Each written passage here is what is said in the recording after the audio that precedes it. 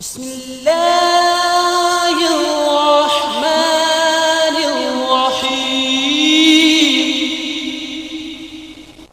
قل أعوذ برب الفلق من شر ما خلق ومن شر غاسق إذا وقب ومن شر النفاثات في العقد ومن شر حاسد إذا حسد. السلام عليكم ورحمة الله وبركاته. بسم الله الرحمن الرحيم. الحمد لله رب العالمين.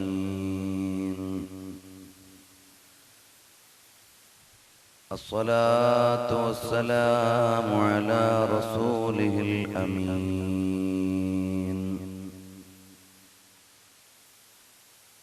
وعلى آله وأصحابه وأهل بيته أجمعين.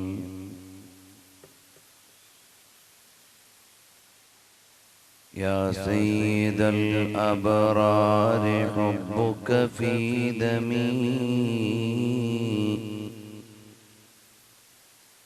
نهر على نحو الصبابة جاري.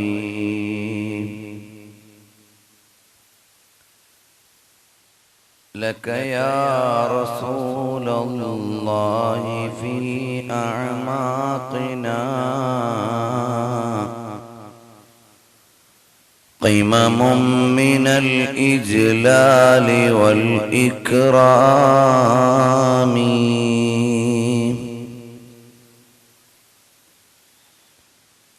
يا سيد السادات جئتك قاصدا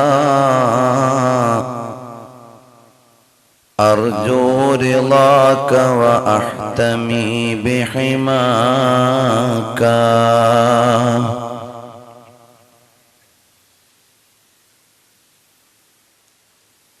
नूर तैयबा में हुई बढ़ता है बारा नूर का.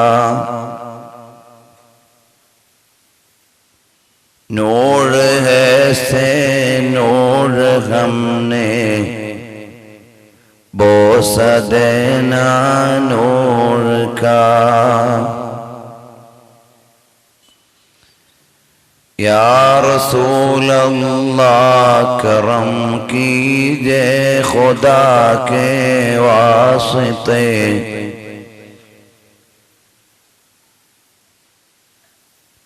या रसूल अल्लाह करम कीजिए खुदा के वास्ते.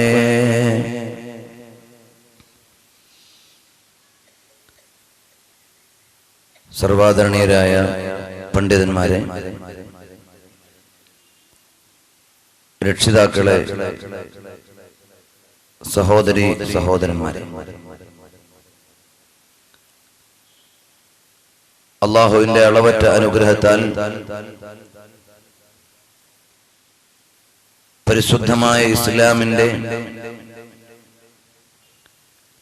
മഹത്തായ ആശയ ആദർശങ്ങളെയും മഹിതമായ ആത്മീയ ദർശനങ്ങളെയും പറയുന്നതിനും അറിയുന്നതിനും വേണ്ടിയാണ് നാം ഇവിടെ ഒരുമിച്ച് കൂടിയിട്ടുള്ളത്. അല്ലാഹു ജല്ല ജലാലുഹു നമ്മിൽ നിന്ന് സ്വീകരിക്കുമാറാകട്ടെ.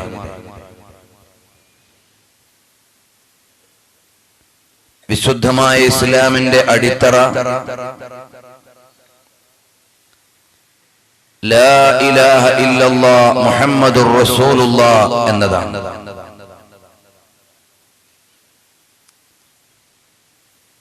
ആ പവിത്രമായ ആശയ ആദർശങ്ങളുടെയും വിശ്വാസതലത്തിന്റെയും പരിധിയിലാണ് വിശുദ്ധമായ ഇസ്ലാമിന്റെ ആചാര കർമ്മ അനുഷ്ഠാനങ്ങൾ മുഴുവനും ക്രമീകരിച്ചിട്ടുള്ളത്. നബി സല്ലല്ലാഹു അലൈഹി വസല്ലം തങ്ങൾ ഓർമ്മപ്പെടുത്തി, അഫ്ളലു മാ ഖുൽതു അന വന്നബിയ്യൂന മിൻ ഖബ്ലി ലാ ഇലാഹ ഇല്ലല്ലാഹ്.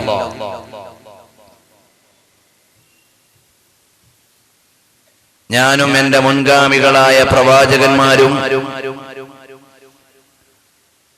പറഞ്ഞതിൽ വെച്ച് ഏറ്റവും ഉത്തമമായ വാചകം ലാ ഇലാഹ ഇല്ലല്ലാഹ്, അല്ലാഹു അല്ലാതെ ആരാധനയ്ക്കർഹനില്ല എന്നതാണ്. മുഴുവൻ പ്രവാചകന്മാരുടെയും നിയോഗത്തിന്റെ ലക്ഷ്യം പ്രപഞ്ചാധികാരിയായ അല്ലാഹുവിലേക്ക് മാനവികതയെ കൂട്ടിക്കൊണ്ടുപോവുക എന്നതാണ്. ലോകാധികാരിയായ അല്ലാഹുവെ കുറിച്ചുള്ള കൃത്യമായ വിശ്വാസം കാലങ്ങളുടെയും ദേശങ്ങളുടെയും ബുദ്ധിവികാസത്തിന്റെയും പരിധിയിൽ നിന്നുകൊണ്ട് ലോകത്തിന് പരിചയപ്പെടുത്തി കൊടുക്കാനാണ് ലക്ഷത്തിൽ പരം വരുന്ന പ്രവാചകന്മാർ നിയുക്തരാവുകയും ദൗത്യ നിർവഹണം നടത്തുകയും ചെയ്തിട്ടുള്ളത്.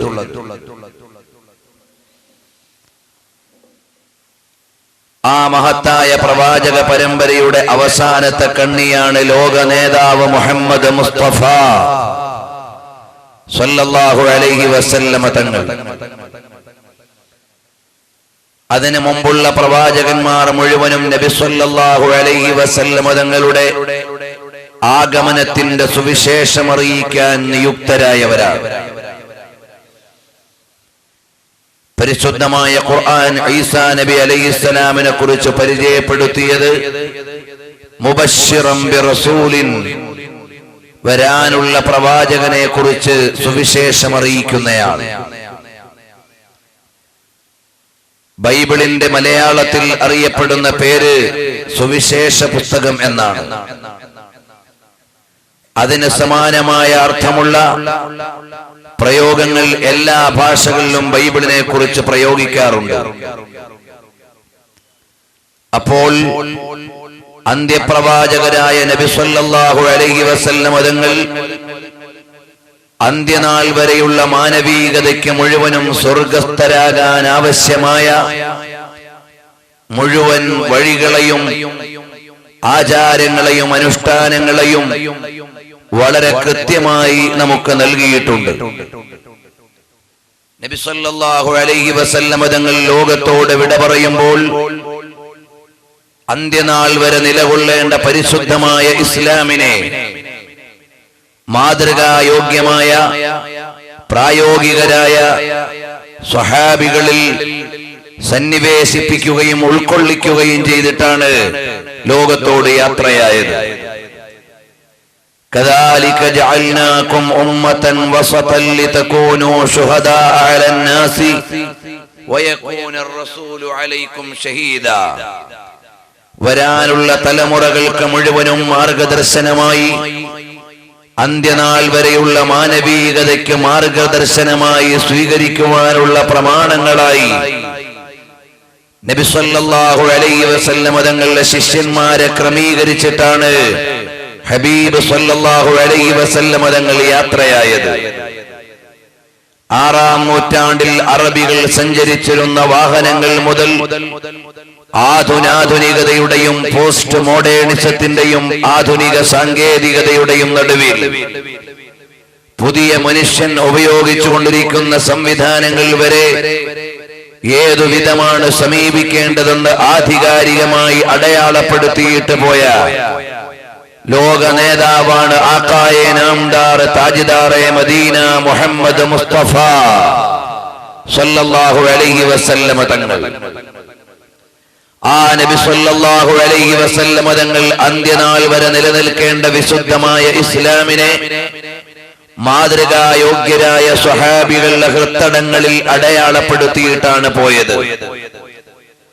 എന്നിട്ട് നബി സല്ലല്ലാഹു അലൈഹി വസല്ലം തങ്ങൾ അവിടുന്ന് ഓർമ്മപ്പെടുത്തി, തറക്തു ഫീകും അംറൈൻ ലൻ തദില്ലു മാ തമസ്സക്തും ബിഹിമാ. രണ്ടു കാര്യങ്ങൾ ഞാൻ നിങ്ങൾക്ക് തന്നേച്ചു പോവുകയാണ്. അതിനെ മുറുകെ പിടിക്കുന്നിടത്തോളം, അതിനെ അനുധാവനം ചെയ്യുകയും സ്വീകരിക്കുകയും ചെയ്യുന്നിടത്തോളം നിങ്ങൾ വഴികേടിലാവുകയില്ല. സ്വഹാബികൾ ചോദിച്ചു, അതേതാണ്? ഉടനെ അവിടുന്ന് പറഞ്ഞ മറുപടി, കിതാബുല്ലാഹ്, അല്ലാഹുവിന്റെ മഹിതമായ ഗ്രന്ഥമാണ്, വസുന്നത്തു റസൂലിഹി, നബി സല്ലല്ലാഹു അലൈഹി വസല്ലം തങ്ങളുടെ തിരുചര്യകളാണ്.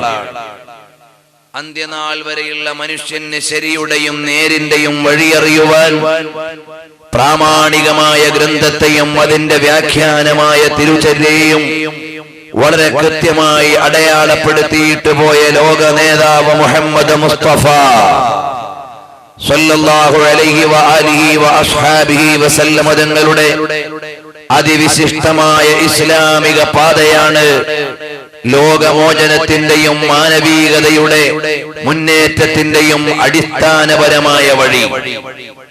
ആ വഴിയിലൂടെ മുന്നോട്ട് സഞ്ചരിക്കുന്നവർ മുഴുവനും സ്വർഗസ്ഥരാണ്. നബി സല്ലല്ലാഹു അലൈഹി വസല്ലം തങ്ങൾ ലോകത്തെ മുഴുവനും മാടി വിളിച്ചത് മുസ്തഖീമായ മാർഗത്തിലേക്ക്, വളവില്ലാത്ത തിരിവില്ലാത്ത ഋജുവായ പാതയിലേക്കാണ് ലോകത്തെ മുഴുവനും നബി സല്ലല്ലാഹു അലൈഹി വസല്ലം തങ്ങൾ വിളിച്ചത്. ആ ഋജുവായ പാതയിലൂടെ മുന്നോട്ട് പോയാൽ അവരെവിടെയാണ് എത്തിച്ചേരുക? അവർ പവിത്രമായ സ്വർഗസ്ഥരായി. ഹിയ ജന്നത്തുൻ ത്വാബത് വത്വാബ നഈമുഹാ വനഈമുഹാ ബാഖിൻ വലൈസ ബിഫാനി. അവസാനിക്കാത്ത ആസ്വാദനങ്ങളുടെ ലോകത്തേക്കാണ് താൽക്കാലികതയുടെ മട്ടുപ്പാവിൽ നിന്ന് ഇസ്ലാമിക ദർശനത്തെ ഹൃദയത്തിലേറ്റുകയും കർമ്മപഥത്തിലൂടെ സഞ്ചരിക്കുകയും ആദർശാനുഷ്ഠാനങ്ങളുടെ കൃത്യമായ വഴിയിലൂടെ മുന്നോട്ട് പോവുകയും ചെയ്താൽ പറുദീസയിലേക്കാണ് എത്തിച്ചേരാനുള്ളതെന്ന് ലോകത്തിന്റെ നേതാവ് സർവ്വറയാലും മുഹമ്മദ് മുസ്തഫ സല്ലല്ലാഹു അലൈഹി വസല്ലം തങ്ങൾ പരിചയപ്പെടുത്തി തരുമ്പോൾ മാനവികതയുടെ മോചനത്തിന്റെ ഉദാത്തമായ വഴിയേതെന്ന് അന്വേഷിച്ച് അബദ്ധസഞ്ചാരിയാകേണ്ടതില്ല. ലോകമാകമാനമാശിക്കുന്ന സത്യത്തിന്റെ പാത എവിടെയാണ്? ലോക നേതാവ് സല്ലല്ലാഹു അലൈഹി വസല്ലം തങ്ങൾ വിശ്രമിക്കുന്ന പവിത്രമായ മദീനയുടെ മണൽപ്പരപ്പിൽ നിന്ന് മാനവികതയുടെ മനതലത്തിലേക്ക് അനുസ്യൂതമായി പ്രവഹിച്ചു കൊണ്ടിരിക്കുന്ന അനുരാഗത്തിന്റെ വഴിയാണ് അന്ത്യനാൾ വരെയുള്ള മോചനത്തിന്റെ മാർഗമെന്ന് പരിചയപ്പെടുത്തുമ്പോൾ അൽ ഈമാനു യർജു ഇലൽ മദീന, ഈമാൻ മടങ്ങുന്നത് മദീനയിലേക്കാണ്. കാരണം ഈമാനിന്റെ ലോകാധ്യക്ഷൻ വിശ്രമിക്കുന്നത് മദീനയിലാണ്. കമാ തർജുൽ ഹയ്യതു ഇലാ ജുഹരിഹാ, മടയിൽ നിന്ന് പുറത്തിറങ്ങിയ പാമ്പ് തിരിച്ചു വരാൻ ആശിക്കുന്നത്, വിപത്തുകളുടെ ഘട്ടത്തിൽ അഭയം തേടാൻ ആഗ്രഹിക്കുന്നത്, പ്രതിസന്ധിയുടെ ദശാസന്ധികളിൽ എത്തിച്ചേരാൻ ആഗ്രഹിക്കുന്നത് സ്വന്തം മടയിലേക്കാണെങ്കിൽ ലോകമാകമാനം പ്രാതികൂല്യങ്ങളും പ്രതിസന്ധികളും പ്രയാസങ്ങളും അഭിമുഖീകരിക്കുമ്പോൾ മടങ്ങിയെത്തേണ്ട വീടേതാണ്? ഹിയ മദീനത്തു റസൂലില്ലാഹ് സ്വല്ലല്ലാഹു അലൈഹി വസല്ലം തങ്ങളുടെ മദീനയാണ്. ആ മദീനയിൽ നിന്ന് പകർന്നു തന്ന പവിത്ര പാഠങ്ങളാണ് നിവേദ്യമായി സ്വീകരിക്കേണ്ടത്. അവിടുത്തെ മധുരമൊഴികളാണ് നിധി കുംഭങ്ങളായി ഏറ്റെടുക്കേണ്ടത്. നബി സല്ലല്ലാഹു അലൈഹി വസല്ലം തങ്ങൾ പറയുകയാണ്, മൻ യഇശ് മിൻകും ബഅദീ എനിക്കു ശേഷം ആരെങ്കിലും ജീവിച്ചാൽ ഫസയറ ഇഖ്തിലാഫൻ കസീറാ, ഒരുപാട് അഭിപ്രായാന്തരങ്ങൾ നിങ്ങൾ കാണേണ്ടി വരും. ഏറ്റവും സംശുദ്ധമായ ഒരു യുഗത്തിലാണ് ഞാൻ. അതിനോട് തുടർന്നു വരുന്ന കാലമാണ് അനുചരന്മാരുടേത്. അതിനോട് തുടർന്നു വരുന്ന അനുധാവനത്തിന്റെ കാലമാണ് പിന്നെയുള്ളത്. എന്നാൽ ഫസയറ ഇഖ്തിലാഫൻ കസീറാ, ഒരുപാട് അഭിപ്രായാന്തരങ്ങൾ നിങ്ങൾ കാണേണ്ടി വരുമ്പോ അലൈക്കും ബിസുന്നതി, നിങ്ങൾ ശ്രദ്ധിക്കേണ്ടത് എന്റെ ചര്യയാണ്, എന്റെ മാർഗമാണ്, എന്റെ സുന്നത്താണ്. വസുന്നത്തിൽ ഖുലഫാഇർ റാഷിദീനൽ മഹ്ദീൻ, സച്ചരിതരായ എന്റെ ഖലീഫമാരുടെ വഴിയാണ്, സ്വഹാബികളുടെ വഴിയാണ്, തിരുമേനിയുടെ തിരുനബിയുടെ വഴിയാണ്, പുണ്യ റസൂൽ സല്ലല്ലാഹു അലൈഹി വസല്ലം തങ്ങളുടെ പാതയാണ്, അനുചരന്മാരുടെ മാർഗമാണ് സ്വീകരിക്കേണ്ടത്. ഹബീബിന്റെ തിരുവചസ്സാണ്, അവിടുത്തെ മധുമൊഴിയാണ്, മാറ്റമില്ല. കാരണമെന്ത്? സ്വേച്ഛപ്രകാരമൊന്നും പറയാത്ത റസൂൽ സല്ലല്ലാഹു അലൈഹി വസല്ലം തങ്ങളുടെ പ്രയോഗമാണ്. താൽക്കാലികതയുടെ വേലിക്കെട്ടുകളിൽ പരിമിതപ്പെടേണ്ടതല്ല, സ്ഥായിത്വം അനുഭവിക്കുന്ന ആധികാരിക വാചകമാണ്. ആ ഹബീബ് സല്ലല്ലാഹു അലൈഹി വസല്ലം തങ്ങളുടെ വഫാത്തിനു ശേഷം കാലം കുറെ കടന്നു പോയപ്പോൾ മുസ്ലിംകളുടെ ഇടയിൽ അഭിപ്രായാന്തരങ്ങൾ ഉണ്ടായി. അവിടെ ഒരു സംഘം, ഇവിടെ ഒരു സംഘം, വേറെ സ്ഥലങ്ങളിൽ വ്യത്യസ്ത സംഘങ്ങൾ, അങ്ങനെ വിവിധങ്ങളായി പിളർത്തപ്പെടുന്ന കാലത്ത് സത്യത്തിന്റെ വഴി ഏതാണ്? നേരിന്റെ മാർഗമേതാണ്? അലൈക്കും ബിസുന്നതി, നിങ്ങൾ എന്റെ സുന്നത്തിനെയാണ് സ്വീകരിക്കേണ്ടത്. വസുന്നത്തിൽ ഖുലഫാഇർ റാഷിദീൻ, സച്ചരിതരായ മഹാന്മാരായ ഖലീഫമാരുടെ മാർഗമാണ്. അവരാണ് നേരിന്റെ വിളക്കുമാടങ്ങൾ, അവരാണ് ശരിയുടെ നായകന്മാർ, അവരുടെ വഴിയാണ് സ്വീകരിക്കേണ്ടത്. എന്റെ സമുദായം ഭിന്നിച്ചുകൊണ്ട് 73 വിഭാഗമായി മാറുമ്പോൾ കുല്ലുഹും ഫിന്നാർ ഇല്ലാ വാഹിദാ, എല്ലാ സംഘങ്ങളും നരകാഗ്നിയിലേക്ക് ചേരാനുള്ളവരാണ്, ഒരു സംഘമൊഴികെ. ആ സംഘമേതാണ്? യാ റസൂലല്ലാഹ്, സുബ്ഹ് ത്വയ്യിബാ മേ ഹുയി ബൾതാ ഹേ ബാലാ നൂർ കാ. മദീനയുടെ അന്തരീക്ഷത്തിൽ ഇരുന്ന മാനവികതയുടെ മനതലങ്ങളിലേക്ക് മധുകോരി നിറച്ച അനുരാഗികളെ, ആ പവിത്രമായ മദീനയുടെ മനോഹരമായ അന്തരീക്ഷത്തെ സാക്ഷിയാക്കിയിട്ട് ആധികാരികതയുടെ അവസാനത്തെ വചനമായ അഷ്റഫുൽ വറാ മുഹമ്മദ് മുസ്തഫ, അഷ്റഫുൽ വറാ മുഹമ്മദ് മുസ്തഫ സല്ലല്ലാഹു അലൈഹി വസല്ലം തങ്ങൾ, ആ പുണ്യനബി സല്ലല്ലാഹു അലൈഹി വസല്ലം തങ്ങൾ പറയുകയാണ്, ഞാൻ ഏതു വഴിയിലാണോ, എന്റെ സ്വഹാബികൾ ഏതു വഴിയിലാണോ, ആ വഴിയിലൂടെ സഞ്ചരിക്കുന്നവരാണ് സ്വർഗത്തിലേക്ക് ചേരുന്നവർ. ആ വഴിയെ വിട്ടുപോകുന്നവർ അബദ്ധ സഞ്ചാരികളാണ്. ഒരുപക്ഷേ സേവനത്തിന്റെ മുഖമുണ്ടാകാം, ഒരുപക്ഷേ സാമ്പത്തിക ഭാവങ്ങളുണ്ടാകാം, ഒരുപക്ഷേ വ്യത്യസ്തങ്ങളായ മേന്മകൾ പ്രത്യക്ഷതയിലുണ്ടാകാം. എന്നാലും ശരിയുടെ വഴിക്കാരാരാണ്? സത്യത്തിന്റെ വഴിയിൽ സഞ്ചരിക്കുന്നവരാരാണ്? എന്റെയും എന്റെ അനുയായികളായ സ്വഹാബികളുടെയും വഴിയിൽ കടന്നു പോകുന്നവരാണ്. ലാ തസാലു ത്വായിഫത്തും മിൻ ഉമ്മത്തി ളാഹിരീന അലൽ ഹഖ്. ഒരു വിഭാഗം സത്യത്തിന്റെ വഴിയിലൂടെ തന്നെ അവർ മുന്നോട്ട് പോകുന്നവരാണ്. അവരാരുടെയും ഭീഷണികളുടെ മുമ്പിൽ തളരുന്നവരല്ല, ആരുടെയും വാഗ്ദാനത്തിന്റെ മുമ്പിൽ വീഴുന്നവരല്ല. അലമാലകൾ കണക്കെ വിമർശനങ്ങൾ കടന്നു വന്നാലും, തീജ്വാലകൾ കണക്കെ വിരോധങ്ങൾ ഉയർന്നു വന്നാലും, ഹിമാലയം കണക്കെ പ്രതിരോധങ്ങൾ കടന്നു വന്നാലും, ആദർശത്തിന്റെ അകക്കാമ്പ് കൊണ്ട് പ്രാതികൂല്യങ്ങൾ അതിജയിച്ച് ഉന്നതങ്ങളെ കീഴടക്കുന്ന സത്യപ്രസ്ഥാനമാണ് ആ ശരിയുടെ വഴിക്കാരെന്ന ലോക നേതാവ്, എന്റെയും നിങ്ങളുടെയും ഹൃദയത്തിലെ രാജാവ് മുഹമ്മദ് മുസ്തഫ സല്ലല്ലാഹു അലൈഹി വആലിഹി വസല്ലം.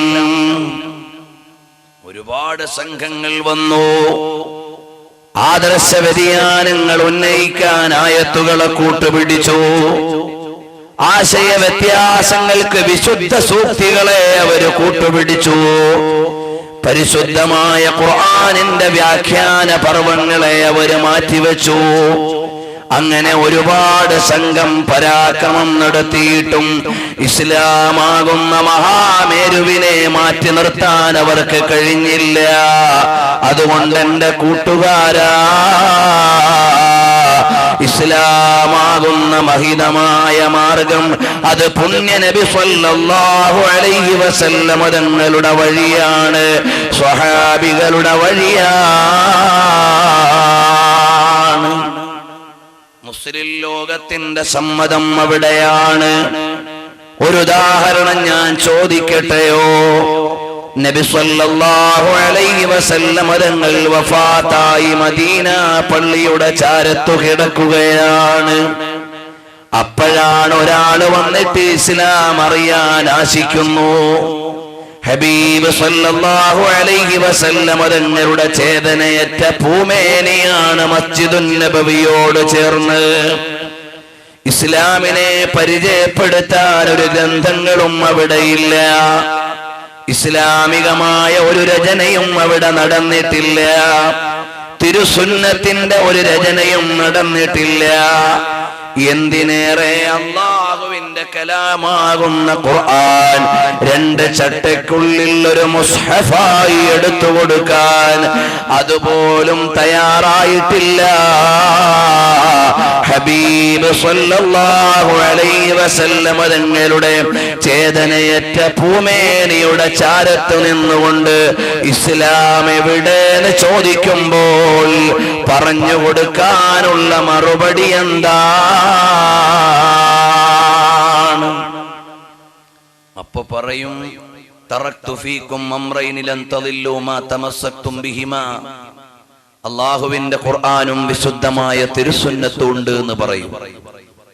അപ്പൊ രണ്ടാമത് നമുക്ക് ചോദിക്കാനുള്ളത്, പരിശുദ്ധമായ ഖുർആൻ ഒരു മുസ്ഹഫായി ക്രോഡീകരിക്കപ്പെട്ട് നമ്മുടെ കയ്യിലേക്ക് തന്നില്ല രണ്ട് ചട്ടയ്ക്കുള്ളിൽ. തിരുസുന്നത്ത് ഒരു വിജ്ഞാന ശാഖയായി പോലും രൂപം കൊണ്ടിട്ടില്ല. അപ്പോഴെങ്ങനെയാണ് അതെടുത്ത് കയ്യിൽ കൊടുക്കാൻ കഴിയുക? എവിടെയാണ് മാർഗം? ഒരൊറ്റ മാർഗമേ ഉള്ളൂ. ജീവിക്കുന്ന സ്വഹാബികൾ അവിടെയുണ്ട്. അബൂബക്കർ സിദ്ദീഖ് റളിയല്ലാഹു അൻഹു പ്രായോഗിക ഇസ്ലാമിന്റെ പ്രതിരൂപമാണ്. അവിടെ നിൽക്കുന്നു ഉമർ ഇബ്നുൽ ഖത്താബ്, പ്രായോഗിക ഇസ്ലാമിന്റെ പ്രതിരൂപമാണ്. അങ്ങനെ ജീവിക്കുന്ന ഇസ്ലാമുകളായ സ്വഹാബികളിൽ ആരുടെയെങ്കിലും ഒരാളുടെ വഴി പിന്തുടരുകയല്ലാതെ വേറെ ഒരു മാർഗവും ഇവിടെയില്ല. അതാണ് ഇസ്ലാം. നബി സല്ലല്ലാഹു അലൈഹി വസല്ലം തങ്ങളിൽ നിന്ന് സ്വഹാബികൾ പകർന്നെടുത്തു, അവിടെ നിന്ന് താബിഉകൾ ഏറ്റെടുത്തു, അവിടുന്ന് തുടർച്ചക്കാർ തുടർന്നു കൊണ്ടുവന്നു. അങ്ങനെ നിയതമായ ഒരു താവഴിയിലൂടെ കൃത്യമായി കടന്നു വന്നതാണ് ഇസ്ലാം. പക്ഷേ ഈ ഇസ്ലാമിനെ എതിർക്കാൻ ഒരുപാട് സംഘങ്ങൾ അവാന്തരമായി രൂപപ്പെടുകയും ഇസ്ലാമിനെ വിമർശിക്കുകയും ചെയ്തു. ഒരുപാട് സംഘങ്ങളും സംഘടനകളും കടന്നു വന്നു. ആദർശപരമായി അന്യം നിൽക്കുന്ന സംഘങ്ങളെല്ലാം ഞങ്ങളാണ് ശരിയായ ഇസ്ലാം എന്ന അവകാശവാദം ഉന്നയിച്ചു. അവസാനം കടന്നു വന്നവർ മുഴുവനും ഇന്നലകളിലെ ഇസ്ലാമിനെ പരാജയപ്പെടുത്താനും ശരിയായ വഴിയിലൂടെ എല്ലാ മുസ്ലിം സമുദായം മുന്നോട്ട് പോകുന്നതെന്ന് പറയാനുമാണ് നേരം കണ്ടെത്തിയത്. പ്രിയപ്പെട്ട സഹോദരങ്ങളെ, ഇസ്ലാമാകുന്ന മഹാമേരുവിനെതിരെ കടന്നു വന്ന അവാന്തര വിഭാഗങ്ങൾ മുഴുവനും ഒരു സമയത്തല്ലെങ്കിൽ മറുസമയത്ത് വിളിച്ചു പറഞ്ഞത് പരിശുദ്ധമായ ഇസ്ലാമിന്റെ പാരമ്പര്യത്തെ ചോദ്യം ചെയ്തുകൊണ്ടാണ്. വഹാബിസം കടന്നു വന്നു. ഇന്നലെ വരെയുള്ള ഇസ്ലാം ശരിയായിരുന്നില്ല, ഞങ്ങളുടെ കയ്യിലുള്ള ഇസ്ലാമാണ് ശരി, ഞങ്ങളാണ് സത്യത്തിന്റെ വഴിയിൽ എന്ന് പറഞ്ഞുകൊണ്ട് ഒരു നൂറ്റാണ്ടിന്റെ ഉള്ളിൽ മാത്രം കേരളത്തിൽ പ്രത്യക്ഷപ്പെട്ട സംഘമാണ് മുജാഹിദ് പ്രസ്ഥാനം. ആ പ്രസ്ഥാനം ഇവിടെ ഉന്നയിച്ച ഒന്നാമത്തെ പ്രയാമ്പിൾ, ഇവിടെയുള്ള പഴയകാല മുസ്ലിങ്ങൾ മുഴുവനും അബദ്ധസഞ്ചാരികളാണ്, ശരിയായ വഴിയിലൂടെയല്ല മുന്നോട്ട് പോകുന്നത്, ഞങ്ങൾ നേരായ ഇസ്ലാം അവതരിപ്പിക്കാൻ വന്നതാണ്. അബുൽ അല മൗദൂദിയാൽ ഉന്നയിക്കപ്പെട്ട മൗദൂദി പ്രസ്ഥാനം അഥവാ ജമാഅത്തെ ഇസ്ലാമി, അവരും വിളിച്ചു പറഞ്ഞത് ഇസ്ലാം പാരമ്പര്യപരമായി ഇവിടെ നിലനിൽക്കുന്ന വഴിയൊന്നും ശരിയല്ല, ശരിയായ ഇസ്ലാമിലേക്ക് നിങ്ങളെ വിളിക്കാനാണ് ഞാൻ കടന്നു വരുന്നത്. അതുകൊണ്ട് പാരമ്പര്യത്തിന്റെ ചങ്ങല വലിച്ചെറിഞ്ഞിട്ട് പുതിയ ഇസ്ലാമിന്റെ കവാടം തുറക്കുകയാണ് എന്ന് പറഞ്ഞുകൊണ്ടാണ് മൗലാന മൗദൂദി അദ്ദേഹത്തിന്റെ പ്രഖ്യാപനം നടത്തുന്നത്. പ്രിയപ്പെട്ട സഹോദരങ്ങളെ, അതുപോലെ മുസ്ലിം സമുദായത്തിന്റെ ഉള്ളിൽ ആശയപരമായും ആദർശപരമായും കർമ്മപരമായും വൈകല്യങ്ങൾ സൃഷ്ടിക്കുവാൻ നിരവധി പ്രസ്ഥാനങ്ങൾ കടന്നു വന്നെങ്കിൽ പ്രത്യക്ഷത്തിൽ ഇസ്ലാമിന്റെ വേഷത്തെ സ്വീകരിക്കുകയും ഭാവങ്ങളിൽ ഇസ്ലാമിക സമൂഹത്തിന്റെ ഇടയിൽ കടന്നു കയറാനുള്ള കൈവഴികൾ ഒരുക്കുകയും ചെയ്ത ഒരു പ്രസ്ഥാനമാണ് മുഹമ്മദ് ഇല്യാസ് എന്ന് പറയുന്നയാൾ രൂപം കൊടുത്ത തബ്ലീഗ് ജമാഅത്ത് എന്ന് പറയുന്ന സംഘടന. അതിന്റെ ശരിയായ വിശ്വാസ പ്രമാണങ്ങൾ എന്ത്, അതിന്റെ ആശയപരമായ ഘടകങ്ങൾ എന്തൊക്കെയാണ്, അതിനു പറ്റിയ വ്യതിയാനങ്ങൾ എവിടെയാണ്, വിശാലമായി പറയാനുള്ള സാവധാനമില്ലെങ്കിലും ലളിതമായ ഒരാമുഖം നിങ്ങളോട് പറയുകയാണ്. പ്രിയപ്പെട്ട സഹോദരങ്ങളെ, ഇത് പറയുമ്പോൾ ഇന്ന് കേരളത്തിൽ തന്നെ തബ്ലീഗ് ജമാഅത്തുകാർക്ക് ഏറ്റവും പഴക്കമുള്ള പ്രവർത്തകരുള്ള ഒരു നാട്ടുകാരനാണ് ഞാൻ. കൊല്ലം ജില്ലയിലെ ശാസ്താംകോട്ടയ്ക്ക് സമീപം മയ്യത്തുങ്കര എന്ന് പറയുന്ന സ്ഥലം അറിയാത്ത ഒരു തബ്ലീഗുകാരും പക്ഷേ ലോകത്ത് തന്നെ ഉണ്ടാകണമെന്നില്ല. അത്രയും വ്യാപകമായി തബ്ലീഗ് ജമാഅത്തുകാർ വരികയും പ്രവർത്തന രംഗത്ത് നിലകൊള്ളുകയും ചെയ്യുന്ന ഒരു നാട്ടുകാരനാണ് ഞാൻ. അഹ്ലുസുന്നത്തി വൽ ജമാഅത്തിന്റെ ആശയ ആദർശങ്ങൾ ബഹുമാനപ്പെട്ട തഴവ മുഹമ്മദ് കുഞ്ഞ് മുസ്ലിയാർ നവ്വറല്ലാഹു മർഖദഹു മഹാനവറുകൾ ജീവിച്ചിരിക്കുന്ന കാലത്ത് അഹ്ലുസുന്നത്തി വൽ ജമാഅത്തിന്റെ ആശയങ്ങൾ സുന്നത്ത് ജമാഅത്തിന്റെ പ്രവർത്തകർ ഉന്നയിക്കുകയും തബ്ലീഗ് ജമാഅത്തുകാർ അവർ സത്യത്തിന്റെ ആളുകളാണെന്ന് അവകാശപ്പെട്ട് ആശയപരമായി സംവാദത്തിനു വേണ്ടി ഒരുങ്ങിക്കൂടുമ്പോ ആശയത്തിന്റെ പ്രമാണങ്ങളുമായി കടന്നു വന്നപ്പോ ആയുധത്തിന്റെ സംഘങ്ങളുമായി കടന്നു വന്ന് എന്നെന്റെ പിതാവ് ആ പള്ളിയിലെ ഖതീബായിരുന്നു, ഞങ്ങളുടെ കുടുംബത്തിന് മുഴുവനും അക്രമപരമായി സമീപിച്ച് വേദന അനുഭവിച്ച ഒരു പശ്ചാത്തലം കൂടി ഈ വിഷയം പറയുമ്പോൾ ഞങ്ങൾക്കുണ്ട്. വിശദമായി അതിലേക്ക് കടന്നു പോകുന്നില്ല. അതുകൊണ്ട് തബ്ലീഗ് ജമാഅത്തുകാരുടെ ആശയങ്ങൾ അവർ പ്രയോഗിച്ചുകൊണ്ടിരിക്കുന്ന സമീപനങ്ങൾ പ്രായോഗികമായി ആളുകളിൽ നിന്ന് നേരിട്ടറിയാനും അതോടൊപ്പം ഉത്തരേന്ത്യയിലെ ജാമിഅ നഈമിയയിൽ പഠിക്കുമ്പോൾ അതിന് തൊട്ടടുത്തു തന്നെയാണ് ദൈവബന്ധുകാരുടെ മദ്രസ ഷാഹി എന്ന് പറയുന്ന സ്ഥാപനം. അവിടുത്തെ മുഫ്തി ഷബീർ, മുഫ്തി സുലൈമാൻ തുടങ്ങിയുള്ള ആളുകളുമായി നേരിട്ട് പോയി കേരളത്തിൽ നമ്മൾ തബ്ലീഗ് ജമാഅത്തുകാരുടെ ആശയ വ്യതിയാനങ്ങളായി പറയുന്ന കാര്യങ്ങൾ ഉണ്ടോ ഇല്ലേ എന്ന് നേരിട്ട് അറിയാനും അവസരം ലഭിച്ച ഒരാളാണ്. അതിനിടയിൽ ദേവബന്ദ് ദാറുൽ ഉലൂം എന്ന് പറയുന്ന സ്ഥാപനത്തിലും പോകാനും അവരുടെ ഗ്രന്ഥങ്ങളൊക്കെ സമാഹരിക്കാനും കുറച്ചു സമയമാണെങ്കിലും അവസരം ലഭിച്ചിട്ടുണ്ട്. ഇതിന്റെയൊക്കെ പശ്ചാത്തലത്തിൽ പ്രമാണങ്ങൾ വെച്ചുകൊണ്ട് തബ്ലീഗ് ജമാഅത്തുകാർ എന്തുകൊണ്ട് നമുക്ക് സ്വീകാര്യമല്ല എന്ന വിനീതമായ ഒരു അന്വേഷണമാണ്. ഇത് പറയുമ്പോൾ എനിക്കൊരു മുൻകൂർ ജാമ്യം എടുക്കുവാനുണ്ട്. സാധാരണക്കാരായ ആളുകൾ ഇത് നല്ല ഒരു ഇസ്ലാമിക പ്രസ്ഥാനമാണെന്ന് മനസ്സിലാക്കി 5 നേരം കൃത്യമായി നിസ്കരിക്കാനും അള്ളാഹുവിന്റെ വഴിയിൽ പുറപ്പെടാനും അതുപോലെ സംഘങ്ങളായി ദേശാടനം നടത്താനും ഇസ്ലാമികമായ പശ്ചാത്തലത്തിൽ പോകാനുള്ള ഒരു പ്രസ്ഥാനമാണെന്ന് തെറ്റിദ്ധരിച്ചു പോയ നിരവധി സാധാരണക്കാരുണ്ട്. ഞാനിവിടെ അവരുടെ ആശയങ്ങളും ഗ്രന്ഥങ്ങളും ഒക്കെ പറയുമ്പോ ഇതുവരെ ഞങ്ങളിത് കേട്ടിട്ടില്ലല്ലോ, ഇതുവരെ ഞങ്ങളിത് അറിഞ്ഞിട്ടില്ലല്ലോ, ഇങ്ങനെ ഒരു ഭാവം അവർക്കുണ്ടോ ഇല്ലേ എന്ന് ചിലപ്പോൾ നിങ്ങൾ വിചാരിച്ചു പോകും. എന്നാൽ ഒരു പ്രസ്ഥാനത്തെ വിലയിരുത്തേണ്ടത് അതിലെ ഒരു വക്താവിലേക്ക് നോക്കിയിട്ടല്ല, മറിച്ച് ആധികാരികമായി അതിന്റെ നേതൃത്വത്തെയും അതിന്റെ രചനകളെയും കയ്യിൽ വെച്ചുകൊണ്ടാണ് നമുക്ക് സംസാരിക്കേണ്ടത്. പ്രിയപ്പെട്ട സഹോദരങ്ങളെ, നിങ്ങൾ മനസ്സിലാക്കണം, വ്യക്തമായി പഠിച്ചു നോക്കുമ്പോൾ തബ്ലീഗ് ജമാഅത്ത് എന്ന് പറയുന്ന ഇല്യാസിനാൽ രൂപപ്പെടുത്തപ്പെട്ട സംഘടന സാക്ഷാൽ വഹാബിസത്തിന്റെ അഥവാ മുജാഹിദ് പ്രസ്ഥാനത്തിന്റെ ഒരു പതിപ്പായി തന്നെ നിങ്ങൾക്ക് മനസ്സിലാക്കാവുന്നതാണ്. കേവലമായി എന്റെ വാചകങ്ങളിലല്ല ഞാനത് ഒതുക്കുന്നത്. അബുൽ ഹസൻ അലി നദ്വി എന്ന ലോകപ്രസിദ്ധനായ അറബി സാഹിത്യകാരൻ, അതുപോലെ തന്നെ പണ്ഡിതൻ, അദ്ദേഹം എഴുതുന്നതായി കാണാം, തബ്ലീഗ് ജമാഅത്ത് എന്ന് പറയുന്ന സംഘടന അതിന്റെ അടിസ്ഥാനപരമായ ആശയങ്ങൾ എന്താണ്, അതുണ്ടാക്കിയത് അഷേഖ് മുഹമ്മദ് ഇലിയാസ് അൽ കാന്തലവി, അദ്ദേഹം ഉണ്ടാക്കിയ പ്രസ്ഥാനമാണ് തബ്ലീഗ് ജമാഅത്ത്. ജമാഅത്തു ദഅവത്തി വത്തബ്ലീഗ് എന്ന് പറഞ്ഞുകൊണ്ട് അർ-റായിദിൽ എഴുതിയ ലേഖനത്തിന്റെ ഭാഗങ്ങളാണ് ഞാൻ വായിക്കുന്നത്. അദ്ദേഹം കൊണ്ടുവന്നത് ഇസ്മായിൽ ഷഹീദ് എന്ന് പറയുന്നയാളുടെ ഗ്രന്ഥത്തിലുള്ള ആശയങ്ങളെയാണെന്നും ആ ഇസ്മായിൽ ഷഹീദ് എന്ന് പറയുന്നയാൾ അറിയപ്പെടുന്നത് റിസാലത്തു തൗഹീദ് തഖ്വിയത്തുൽ ഈമാൻ എന്ന് പറയുന്ന ഗ്രന്ഥത്തിലൂടെയാണെന്നും അബുൽ ഹസൻ അലി നദ്വി രേഖപ്പെടുത്തുന്നു.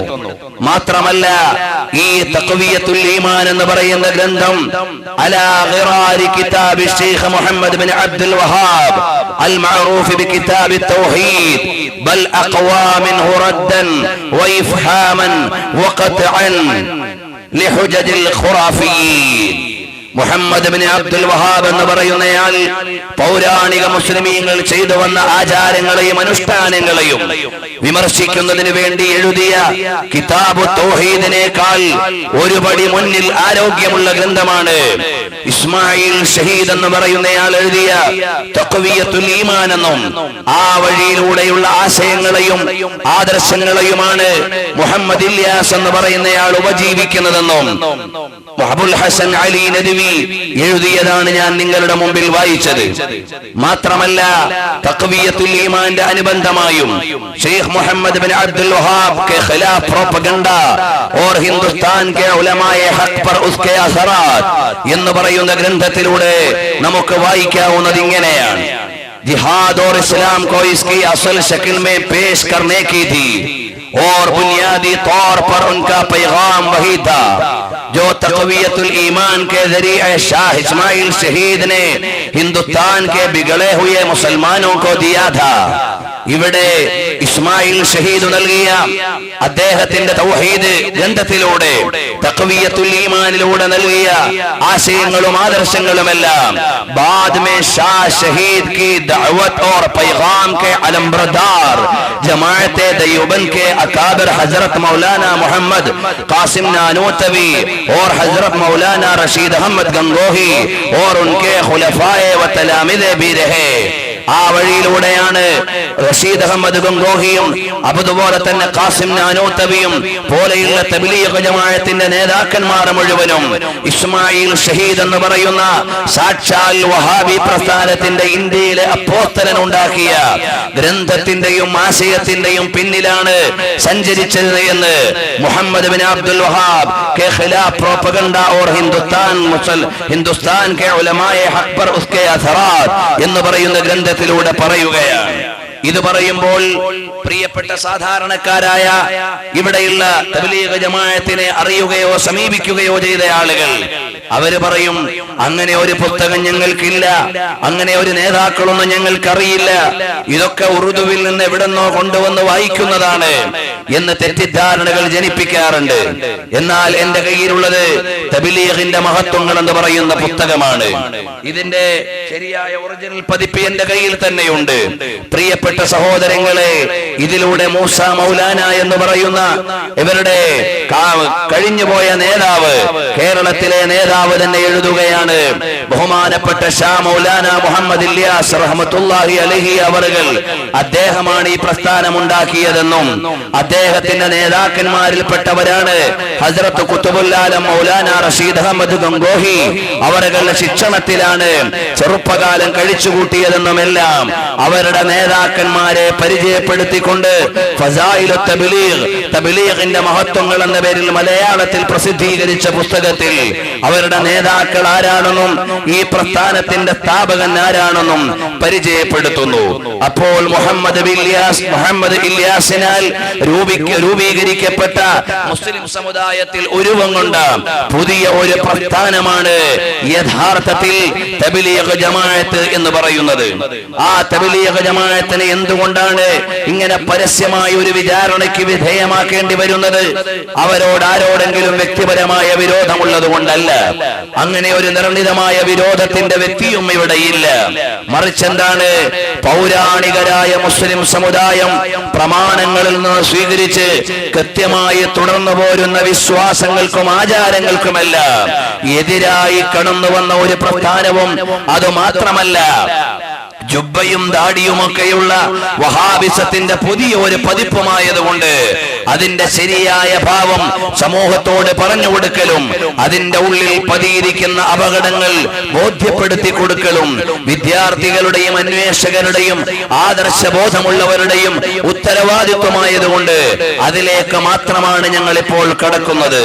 ആ പ്രസ്ഥാനം നല്ലതാണെന്ന് മനസ്സിലാക്കി നിസ്കരിക്കുവാനുള്ള വഴിയാണെന്ന് തെറ്റിദ്ധരിച്ച് അതിൽ അകപ്പെട്ടു പോയ ആരെങ്കിലും ഉണ്ടെങ്കിൽ ഇവിടെ ആരോടുമുള്ള വെല്ലുവിളികളല്ല ഉയർത്തുന്നത്, സൗമനസ്യത്തോടെയുള്ള ചില വിചാരങ്ങളാണ് പ്രാസ്ഥാനികമായി ഇവിടെ നിർവഹിക്കുന്നത്. പ്രിയപ്പെട്ട സഹോദരങ്ങളെ, ഒന്നാമതായി തബ്ലീഗ് ജമാഅത്തിനെ എന്തുകൊണ്ടാണ് ഞങ്ങൾ വിമർശിക്കുന്നത്?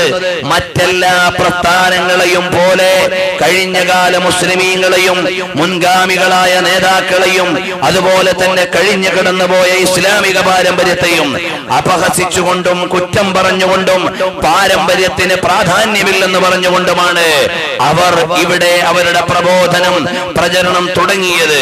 ഇപ്പോൾ ജീവിച്ചിരിക്കുന്ന കൊല്ലം ചിന്നക്കടയിലെ തബ്ലീഗ് ജമാഅത്തിന്റെ വക്താവായ ഖാസിമിയുടെ പ്രസംഗത്തിന്റെ ശകലം നിങ്ങൾക്കിപ്പോൾ കേൾക്കാം.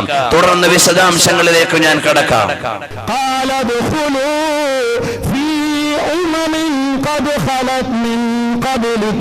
من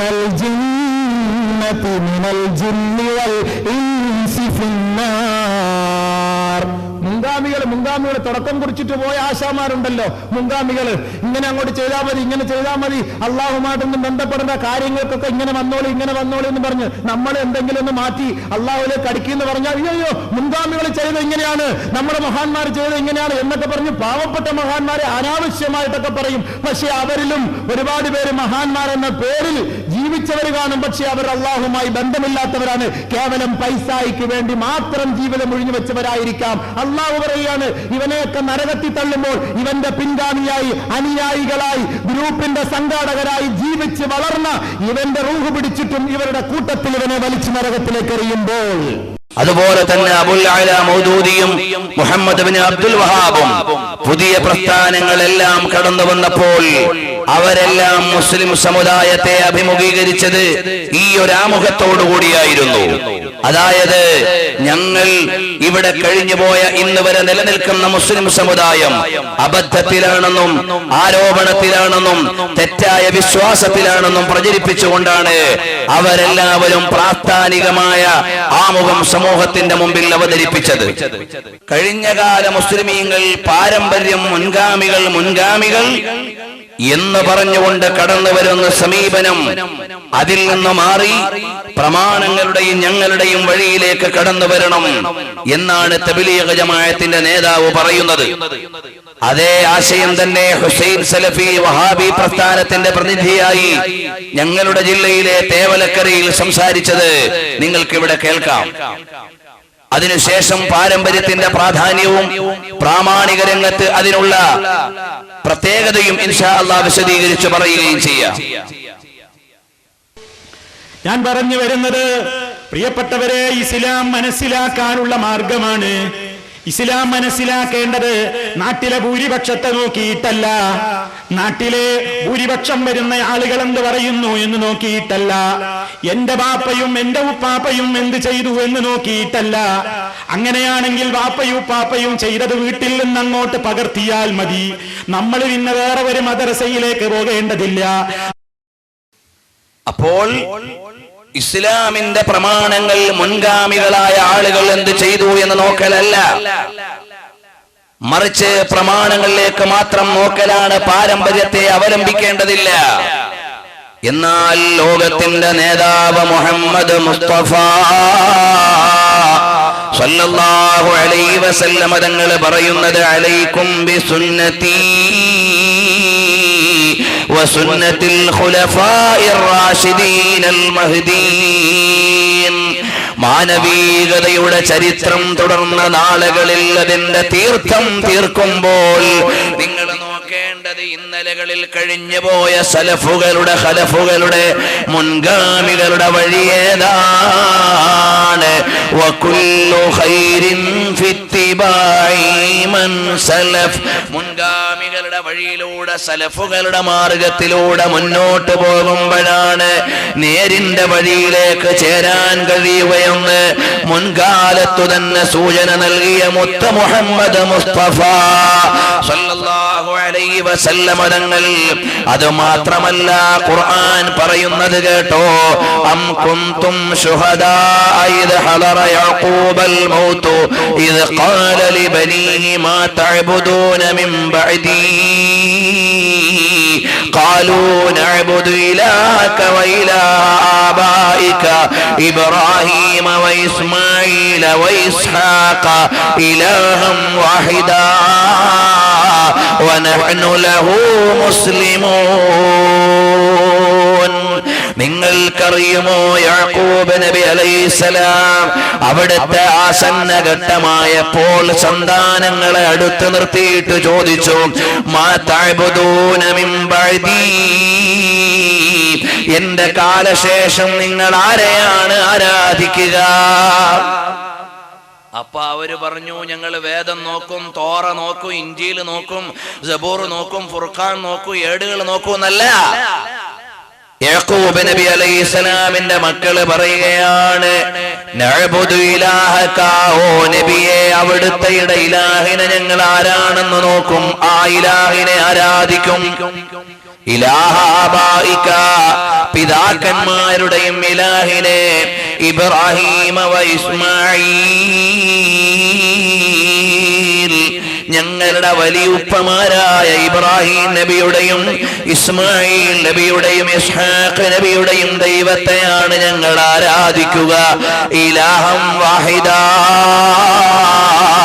അതേകനായ അല്ലാഹുവാണ്. വനഹ്നു ലഹു മുസ്ലിമൂൻ. ഞങ്ങൾ ആ അള്ളാഹുവിനെ വഴിപ്പെട്ടവരാണ്, കീഴൊതുങ്ങുന്നവരാണ്. അപ്പോൾ പാരമ്പര്യത്തിന്റെ വഴിയിലൂടെയാണ് ആദർശത്തെ അംഗീകരിക്കേണ്ടതെന്ന് ഖുർആൻ പറയുമ്പോൾ മുൻഗാമികൾ പ്രശ്നമല്ല, പ്രമാണമല്ലെന്ന് പറയുന്നവർ ഇന്നലകളിലെ ഇസ്ലാമിന്റെ അത്തിവാരങ്ങളെ നശിപ്പിക്കാൻ കടന്നു വന്നവരാണ്. അള്ളാഹുവിന്റെ ഹബീബ് സല്ലല്ലാഹു അലൈഹി വസല്ലം തങ്ങളുടെ ചലനങ്ങൾ പോക്കുകളെയും ഇടപാടുകളെയും ഇടവഴികളെയും അടയാളപ്പെടുത്തി തരാൻ മുൻഗാമികളുടെ വഴിയില്ലാതെ മറ്റൊരു വഴിയും സ്വീകാര്യമല്ല. അലിഫ് ലാം മീം, അലിഫ് ലാം മീം എന്നീ മൂന്നക്ഷരങ്ങൾ എങ്ങനെയൊക്കെ വായിക്കാവുന്ന അക്ഷരങ്ങളാണ്. ഒന്നുകിൽ അലമയെന്നോ ഇലിമിയെന്നോ ഉലുമെന്നോ ഒക്കെ വായിക്കാവുന്ന മൂന്നക്ഷരങ്ങളെ അലിഫ് ലാം മീം എന്നാണ് വായിക്കേണ്ടതെന്ന് ലഭിച്ചത് ഹബീബിന്റെ വിശുദ്ധാധരങ്ങളിൽ നിന്ന് സ്വഹാബികളുടെ വിശുദ്ധ കർണപുടങ്ങളിലേക്ക്, അവരുടെ അധരങ്ങളിൽ നിന്ന് അനുഗാമികളുടെ കാതുകളിലേക്ക്, അവരുടെ വായിൽ നിന്ന് പാരായണത്തിൽ നിന്ന് പിൻഗാമികളുടെ കാതുകളിലേക്ക് പകർന്നു വന്നതിന്റെ തുടർച്ചയാണ് നമ്മളും ഓതുന്നു അലിഫ് ലാം മീം. പാരമ്പര്യമില്ലാതെ പാരായണമില്ല. പാരമ്പര്യത്തെ സ്വീകരിക്കാതെ പാരായണമില്ല, പാരമ്പര്യമില്ലാതെ പ്രമാണമില്ല. ഇമാം ബുഖാരി ആരാണ്? സ്വഹീഹുൽ ബുഖാരിയുടെ രചയിതാവാണ്. ഇമാം ബുഖാരി നീതിമാനാണെന്ന് ഏതെങ്കിലും ആയത്തിന്റെ പരിഭാഷയിലുണ്ടോ? ഇമാം ബുഖാരി നീതിമാനാണെന്ന് ഏതെങ്കിലും ഹദീസിന്റെ ട്രാൻസ്ലേഷനിലുണ്ടോ? ഇമാം ബുഖാരി നീതിമാനാണെന്ന് വിളിച്ചു പറഞ്ഞ വല്ല ഹദീസും കൊണ്ടുവരാമോ? ഇമാം ബുഖാരി റളിയല്ലാഹു അൻഹു നീതിമാനാണെന്നതിന്റെ പ്രമാണം മുസ്ലിം ലോകത്തിന്റെ ഏകോപനമാണ്. ഖുർആൻ കഴിഞ്ഞാൽ ഏറ്റവും അംഗീകരിക്കപ്പെടേണ്ട ഗ്രന്ഥം സ്വഹീഹുൽ ബുഖാരിയാണെന്നും അതിന്റെ രചയിതാവ് ഇമാം ബുഖാരിയാണെന്നും മുസ്ലിം ലോകത്തിന്റെ സമ്മതമല്ലാതെ ആയത്തിന്റെ തെളിവ് കൊണ്ടല്ല നമ്മൾ ഏറ്റെടുത്തത്, ഹദീസിന്റെ പ്രമാണം കൊണ്ടല്ല നമ്മൾ ഏറ്റെടുത്തത്, മുസ്ലിം ലോകത്തിന്റെ സമ്മതമാണ്. അപ്പൊ മുൻഗാമികൾ എന്ത് പറഞ്ഞു, എന്ത് ചെയ്തു എന്നത് അവഗണിക്കേണ്ടതല്ല, പരിഗണിക്കേണ്ടതാണ്. അതാണ് യാക്കൂബ് നബി അലൈഹിസ്സലാമിന്റെ മക്കൾ പറഞ്ഞത്. എന്നാൽ ഇസ്ലാമിന് പാരമ്പര്യ ആവശ്യമാണ് എന്ന് അറിയാതെ തന്നെ വഹാബികൾ പറഞ്ഞുപോയ സംഭവങ്ങളുണ്ട്. നിങ്ങൾക്ക് കേൾക്കാം, അതിന്റെ ആവശ്യകത അതിൽ നിന്ന് ബോധ്യപ്പെടും. അപ്പൊ ഒരു ഹദീസ് നമ്മൾ കേട്ടാൽ നമ്മളെ തള്ളുന്നതിന് മുമ്പ് ആലോചിക്കണം, 14 നൂറ്റാണ്ട് പിന്നിട്ട സമുദായത്തിലാണ് ഞാൻ ജീവിക്കുന്നത്. ഇക്കഴിഞ്ഞ 13 നൂറ്റാണ്ടിലെ മുസ്ലിമീങ്ങൾ ഈ ഹദീസിനെ എങ്ങനെയാണ് സമീപിച്ചത്? അവരിങ്ങനെ പുറംകാലം കൊണ്ട് തട്ടുകയാണോ ചെയ്തത്? അവരൊക്കെ ഈ ഹദീസിന് വല്ല വ്യാഖ്യാനവും പറഞ്ഞിട്ടുണ്ടോ? ഇതൊന്നും ആലോചിക്കാതെ ഓരോരുത്തരും അവനവൻ്റെ ഇഷ്ടത്തിനനുസരിച്ച് ഹദീസുകളെ തള്ളുകയും കൊള്ളുകയും ചെയ്യുന്ന അവസ്ഥ ഇന്നുണ്ടായിട്ടുണ്ട്. അതുപോലെ ഖുർആൻ, അപ്പോൾ പരിശുദ്ധമായ ഖുർആനിന്റെയും ഹദീസിന്റെയും വ്യാഖ്യാനങ്ങൾ പറയുമ്പോൾ 14 നൂറ്റാണ്ട് കഴിഞ്ഞുപോയ ഒരു സമുദായത്തിലാണ് നാം ജീവിക്കുന്നത്. ഇന്നലകളിൽ മുൻഗാമികൾ ഈ ഹദീസിനെ എങ്ങനെയാണ് വിലയിരുത്തിയത്? ഇന്നലകളിൽ ഈ ആയത്തിന് അവരെന്ത് വ്യാഖ്യാനമാണ് നൽകിയത് എന്ന് നോക്കാതെ ഇഷ്ടമുള്ളതിനൊക്കെ പറയുന്നതിന്റെ പേരിലാണ് അബദ്ധം വന്നു പോകുന്നതെന്ന് അറിയാതെ അവര് തന്നെ സമ്മതിക്കുമ്പോൾ, സമീപകാലത്ത് വഹാബിസത്തിന്റെ കൂടാരത്തിലേക്ക് പോയ ഒരു പ്രഭാഷകൻ മുസ്ലിം ലോകത്തിന്റെ പാരമ്പര്യത്തെ അദ്ദേഹത്തിന്റെ പ്രസംഗത്തിലൂടെ പറയുന്നത് കേൾക്കാം. ഇസ്ലാമിനെ സംബന്ധിച്ചിടത്തോളം, മുസ്ലിമീങ്ങളെ സംബന്ധിച്ചിടത്തോളം, മുസ്ലിമീങ്ങളുടെ കർമ്മങ്ങൾക്കും മുസ്ലിമീങ്ങളുടെ ആചാരങ്ങൾക്കും മുസ്ലിമീങ്ങളുടെ അനുഷ്ഠാനങ്ങൾക്കും മുസ്ലിമീങ്ങളുടെ ആരാധനകൾക്കും വ്യക്തമായ ഒരു പാരമ്പര്യം ഉണ്ട്. മുസ്ലിമിനെ സംബന്ധിച്ചിടത്തോളം മുസ്ലിമീങ്ങൾ ഇന്നൊരു സുപ്രഭാതത്തിൽ ആരെങ്കിലും പറഞ്ഞു തന്ന ഏതെങ്കിലും ഒരു ആശയ ആദർശത്തിൽ വിശ്വസിക്കുന്നവനല്ല മുസ്ലിം. മുസ്ലിമിനെ സംബന്ധിച്ചിടത്തോളം ഒരു സുപ്രഭാതത്തിൽ ആരെങ്കിലും ഉണ്ടാക്കി തന്ന ഒരു അനുഷ്ഠാന കർമ്മങ്ങൾ അനുഷ്ഠിക്കുന്നവനല്ല മുസ്ലിം. മുസ്ലിമിനെ സംബന്ധിച്ചിടത്തോളം മുസ്ലിമിന്റെ ഏതൊരു കർമ്മമാണെങ്കിലും, ഏതൊരു പ്രവർത്തനങ്ങളാണെങ്കിലും, ഏതൊരു ആചാരങ്ങളാണെങ്കിലും അതിന് ഒരു വ്യക്തമായ പാരമ്പര്യമുണ്ട്. അപ്പോൾ മുസ്ലിം ലോകം മുഴുവനും പാരമ്പര്യത്തിന്റെ പറുദീസയിലൂടെയാണ് പ്രമാണങ്ങളെയും നിദാനങ്ങളെയും ആചാരങ്ങളെയും അനുഷ്ഠാനങ്ങളെയും സമീപനങ്ങളെയും രേഖപ്പെടുത്തുന്നത് എന്ന് പറയുമ്പോൾ, സമീപകാലത്തായി മുസ്ലിം ലോകത്തിന്റെ ഉള്ളിൽ അഭിപ്രായാന്തരങ്ങളുമായി കടന്നുവന്ന വേഷം കൊണ്ട് പുണ്യാളന്മാരായി നടക്കുന്ന തബ്ലീഗ് ജമാഅത്തുകാർ ഇന്നലെ വരെയുള്ള മുസ്ലിം സമുദായത്തിന്റെ പാരമ്പര്യത്തെ നിഷേധിക്കുകയും അവരെല്ലാവരും വലാലത്തിലായി പോയി എന്നും, ഒരു പ്രവാചകന്റെ നിയോഗം ആവശ്യമായതുപോലെ എന്റെ നിയോഗം ആവശ്യമാണ് എന്ന് ദീനീ ദഅവത്തിലൂടെ പരിചയപ്പെടുത്തിയിട്ട് ഇല്യാസ് പറയുമ്പോൾ, പ്രിയപ്പെട്ട സഹോദരങ്ങളെ, കഴിഞ്ഞകാല ഇസ്ലാമിക വഴിയോട് പുറംതിരിഞ്ഞു നിൽക്കുന്ന പ്രസ്ഥാനങ്ങളെല്ലാം അഹ്ലുസുന്നത്തി വൽ ജമാഅ അഥവാ സ്വഹാബികൾ ഇവിടെ എന്തു ചെയ്തു, താബിഉകൾ ഇവിടെ എന്ത് ചെയ്തു, മുൻഗാമികൾ ഏത് മാർഗത്തിലൂടെ കടന്നുപോയി, ആ മാർഗത്തിൽ നിന്ന് മാറി സഞ്ചരിക്കുന്ന മുഴുവൻ ആളുകളും പരിശുദ്ധമായ അഹ്ലുസുന്നത്തി വൽ ജമാഅത്തിന്റെ കളത്തിന് പുറത്തും സത്യപ്രസ്ഥാനത്തിന് പുറത്തുമാണ്. എന്നാൽ പ്രിയപ്പെട്ട സഹോദരങ്ങളെ, പാരമ്പര്യ മുസ്ലിമീങ്ങളുടെ വിശ്വാസത്തെ നിഷേധിച്ചുകൊണ്ട് അവരാദ്യമായി എവിടേക്കാണ് പോയത്? ഇവിടെയുള്ള മുസ്ലിമീങ്ങളെ മുഴുവനും മുശ്രിക്കാക്കുകയും മക്ക മുശ്രിക്കീങ്ങളെ മുഴുവനും സത്യവാന്മാരാക്കുകയും ചെയ്യുന്ന പ്രവണതയിലേക്കാണ് എല്ലാ ബിദ്അഈ പ്രസ്ഥാനങ്ങളും കടന്നുപോയത്. ആ കൂട്ടത്തിലാണ് തബ്ലീഗ് ജമാഅത്തിന്റെ ഖാസിമിയും അദ്ദേഹവും പറയുന്നത്, ഇവിടെയുള്ള പഴയകാല മുസ്ലിമീങ്ങളുടെ പാരമ്പര്യത്തെ ചോദ്യം ചെയ്തിട്ട് അബൂജഹൽ അയാൾ ഏത് വിശ്വാസക്കാരനായിരുന്നു? അള്ളാഹുവിനെ അറിയുന്നയാളായിരുന്നോ അറിയാത്ത ആളായിരുന്നോ? പറയട്ടെ, ഖാസിമിയുടെ ശബ്ദത്തിൽ നിങ്ങൾക്ക് കേൾക്കാവുന്നതാണ്. അബൂജഹൽ തന്റെ സൈന്യവുമായി നേരെ പടയെടുത്തു കൊണ്ടുപോയി കഅബയുടെ വാതിൽ തുറന്ന് കഅബയ്ക്കകത്ത് കയറി കഅബയുടെ കില്ല പിടിച്ചുകൊണ്ട് ദുആ ചെയ്തു. അല്ലാഹുമ്മ യാ റബ്ബ ഹാദൽ ബൈത്ത്. എങ്ങനെ വിളിച്ചേ?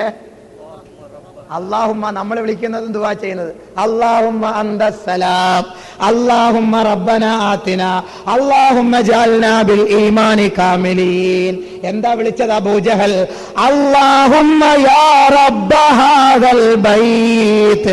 ഈ വീടിന്റെ ഉടമസ്ഥനായ അല്ലാഹുവേ. അല്ലാഹു അക്ബർ. അബൂജഹൽ വിളിച്ചത് ആരെയാ?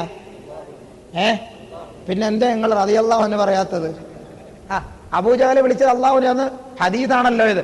അല്ലാഹുമ്മ യാ റബ്ബ ഹാദൽ ബൈത്ത്. ആയത്ത് വേറെ വരുന്നുണ്ട്. വിളിച്ചതിന്റെ ഗുണം മനസ്സിലായത് എപ്പോഴാണെന്നുള്ളത് അത് ആയത്ത് വേറെ വരുന്നുണ്ട്. അല്ലാഹുമ്മ യാ റബ്ബ ഹാദൽ ബൈത്ത്. ഇവിടെ ഒരു ഇച്ചിരി കാര്യം മനസ്സിലാക്കിയേ പറ്റൂ. ഉസ്താദിനെ നിങ്ങൾ അറുത്ത് മുറിച്ചാലും ശരി, പറയാതിരിക്കാൻ ഒരു നിർവാഹവും ഇല്ല. റസൂലുള്ളാഹി സ്വല്ലല്ലാഹു അലൈഹി വസല്ലമ തങ്ങൾ ഈ ലോകത്തേക്ക് വന്നത് അല്ലാഹുവിനെ പരിചയപ്പെടുത്താനല്ല. നബി സല്ലല്ലാഹു അലൈഹി വസല്ലമ തങ്ങൾ ഇവിടേക്ക് വന്നത് അല്ലാഹുവിനെ പരിചയപ്പെടുത്താനല്ല. എല്ലാ ബിദ്അഈ പ്രസ്ഥാനങ്ങളുടെയും ബ്രാൻഡാണത്.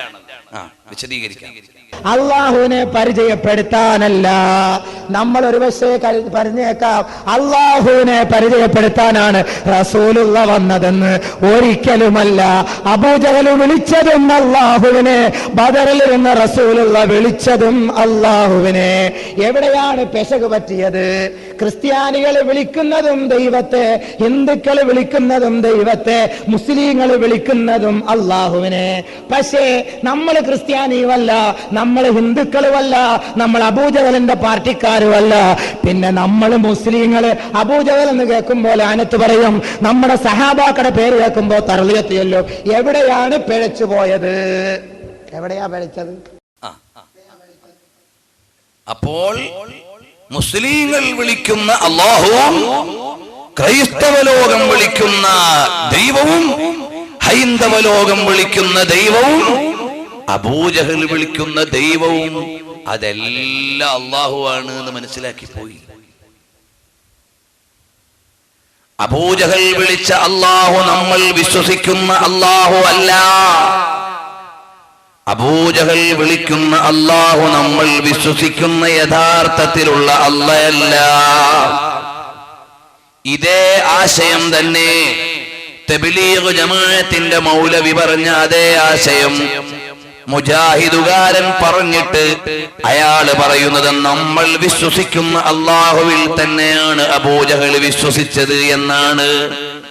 അതുകൂടി കേട്ടിട്ട് ഞാൻ വിശദാംശങ്ങൾ പറയാം. അള്ളാഹുവിൽ അബൂജഹൽ വിശ്വസിച്ചിരുന്നു എന്ന് മുജാഹിദ് പ്രസ്ഥാനത്തിന്റെ ആളുകളും പറയുന്നു. കാരണം രണ്ടും ഒരുമ്മയുടെ മക്കളാണ്. മക്കയിലെ മുശ്രിക്ക് അള്ളാനെ തള്ളിയവരല്ല, അള്ളാഹുവിനെ റബ്ബായിട്ട് അംഗീകരിക്കുന്നവര് തന്നെയാണ്. മക്കയിലെ മുശ്രിക്ക് അള്ളാനെ തള്ളിയവരല്ല, അള്ളാഹുവിനെ റബ്ബായിട്ട് അംഗീകരിക്കുന്നവര് തന്നെയാണ്. അപ്പോൾ മക്കയിലെ മുശ്രിക്കീങ്ങൾ അള്ളാഹുവിനെ തള്ളിയവരല്ല, അള്ളാഹുവിനെ റബ്ബായി അംഗീകരിക്കുന്നവരാണ്. അത് വേറെ ഒരു റബ്ബാണോ?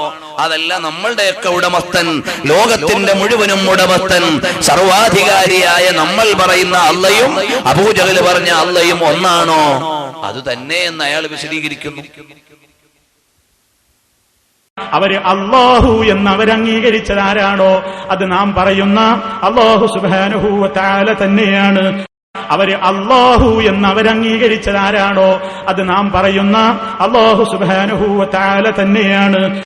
അല്ല, നബി സല്ലല്ലാഹു അലൈഹി വസല്ലം തങ്ങൾ ബദറിൽ നിന്ന് ദുആ ചെയ്തു, പടച്ചവനെ ഈ ചെറിയ സംഘം ഇവിടെ അവസാനിച്ചു പോയാൽ നിന്നെ ആരാധിക്കാൻ ഇനി ആളുണ്ടാവില്ല റബ്ബേ. നബി സല്ലല്ലാഹു അലൈഹി വസല്ലം തങ്ങൾ ദുആ ചെയ്ത അല്ലാഹുവും തബ്ലീഗ് ജമാഅത്തിന്റെ ഖാസിമിയുടെ ഭാഷയിൽ അന്നു തന്നെ വിജയത്തിന് വേണ്ടി അബൂജഹൽ ദുആ ചെയ്ത അല്ലാഹുവും ഒന്നാണോ? അല്ല, അല്ല. നബി സല്ലല്ലാഹു അലൈഹി വസല്ലം തങ്ങൾ വിളിച്ചത് ലോകത്തിന്റെ മുഴുവനും അധികാരിയായ ഏകനായ അല്ലാഹുവിനെയാണ്. ലൈസ കമിസ്ലിഹി ശൈഉൻ വഹുവസ് സമീഉൽ ബസീർ. സമാനതകളില്ലാത്ത, സൃഷ്ടിഭാവങ്ങളില്ലാത്ത, സൃഷ്ടികളുടെ ഗുണഭാവങ്ങൾ ഏതുമില്ലാത്ത ഏകനായ അള്ളാഹുവിനെയാണ് നബി സല്ലല്ലാഹു അലൈഹി വസല്ലം തങ്ങൾ വിളിച്ചതെങ്കിൽ അബൂജഹൽ വിളിച്ചത് പെൺമക്കളുള്ള അള്ളാഹുവിനെയാണ്, അല്ലെങ്കിൽ പങ്കാളികളുള്ള അല്ലാഹുവിനെയാണ്. പങ്കാളികളുള്ള കുറെ ദൈവങ്ങളുടെ കൂട്ടത്തിലെ ഒരു പെരുന്തൈവത്തിനോ സന്താനങ്ങളുള്ള ഒരു പ്രതിഭാസത്തിനോ അവരല്ലാഹു എന്ന് പേരിട്ട് വിളിക്കുകയല്ലാതെ മക്കാ മുശ്രിക്കീങ്ങൾക്ക് അല്ലാഹുവിനെ അറിഞ്ഞിട്ടില്ല. വമാ ഖദറുല്ലാഹ ഹഖ ഖദ്രിഹി, അവർ അല്ലാഹുവിനെ അറിഞ്ഞിട്ടില്ല.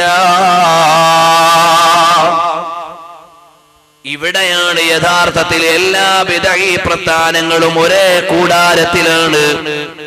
വഹാബികൾ പറയുന്ന അതേ ആശയം തന്നെയാണ് തബ്ലീഗ് ജമാഅത്തുകാരും പറയുന്നത്.